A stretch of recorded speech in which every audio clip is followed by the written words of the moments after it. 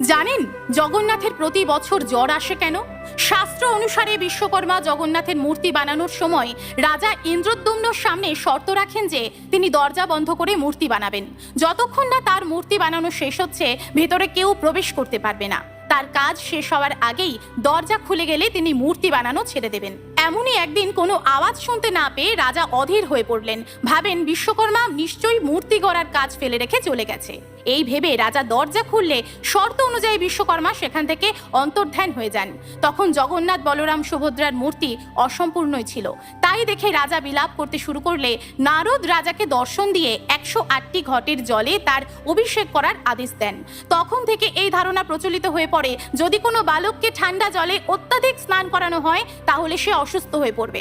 তাই স্নানযাত্রা থেকে 15 দিন পর্যন্ত জ্বরের জন্য জগন্নাথকে মন্দিরে বন্ধ করে রাখা হয়। তিনি থাকেন একান্তে। জয় জগন্নাথ।